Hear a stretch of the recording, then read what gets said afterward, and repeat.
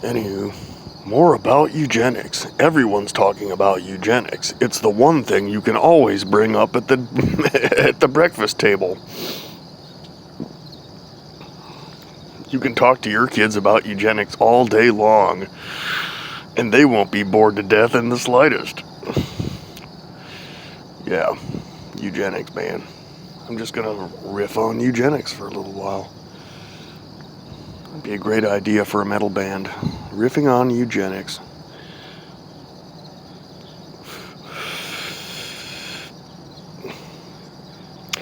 Yeah, so basically, yeah, eugenics, ever since 1945, always makes liberals all fucking itchy in the pants. Makes them uncomfortable.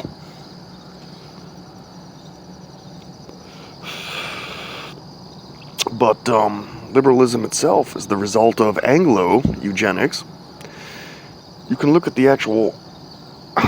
Look, ideas are the products of people. If you look at the people that created liberalism in the West, in continental Europe, most of them are Anglos, or people who approximate some Anglo traits in their country. I guarantee you that the French liberals were Anglophiles.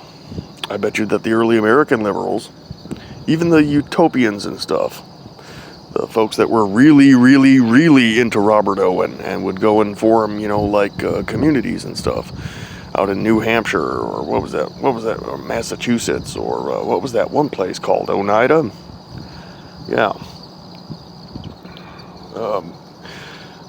Some liberals are like uptight about eugenics just because of conservative reasons, and they think that eugenics is utopian.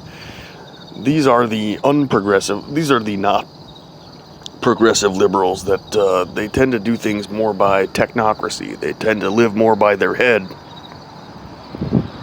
than their heart. You know what I mean? But so their thing with eugenics is that, oh well, it sounds nice, but it's just not practical. We could do much more practical things like subsidizing ghetto inferiority and patterns of failure across multiple generations of hopelessly dependent people. Yeah, that's what gets us off. And I don't know, once again, that's just liberals for you. That's what they seem to... There's what they say they believe, what they seem to believe, and what they believe because they practice it already. I don't know if that makes sense.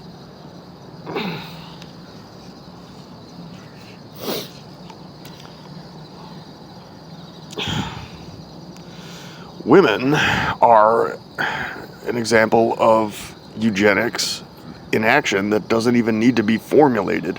It doesn't need to be expressed as some kind of intellectual exercise. You know what I mean? The entire thing about a female is to select. It's natural that they're more picky than us, and that they're good at picking out flaws in themselves and in others. That they are vindictive in the game, man. That they are jealous, and that they will overreach, and they will try and maximize everything. Well, those are liberal traits, but those are also female traits. But even female traits exist in those particular expressions to do what? Well, to call, man, to select for what's desired and exclude or actively destroy what they find, inferior, not up to the cut, not what works for them or what they think works for them, right? There is an element of will and environment in these matters that hereditarians actually take more, a closer look at than a lot of the people that are avowed environmentalists, right? And believe, because it's convenient to believe so, that anyone can be anything that they want to be if they put their minds to it, and blah, blah, blah. Anyone can do, anyone can be president of the United States, you know what I mean? The liberalism goes with the equality nonsense. But it's not because I don't think liberals really believe in equality. They can't practice it. Because it's impossible, because it's silly.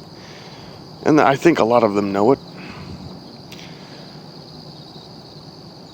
But the old liberals never had a problem with at least what eugenics, the peripheral questions that eugenics raised. A lot of early liberals were cool with eugenics, as long as it got them the kind of world they wanted. Which goes to show you there's, it's not just aristocratic societies that have the will to power at work in them. Liberals have one hell of a power culture. It's just expressed in things, it's not done with like saber duels and stuff like that. It's done with what liberals today do, with social exclusion, ostracism. They're a club, and you're not in it. And the better they are at keeping their club clean, and stomping down, and shutting out the the rabble, the goyim. They're advocating things for the many that they practice as a few, for the betterment of all, rather than the pet projects of liberals. Well, then they get all huffy. Ain't that funny? Ain't that funny how liberals is? Shit, I have been rambling, but I hope you got some of my main points. Just like what I've been thinking about it. Whatever. Fucking nice weather. Caffeine and vape juice and fucking pain medicine make me feel fucking downright peculiar.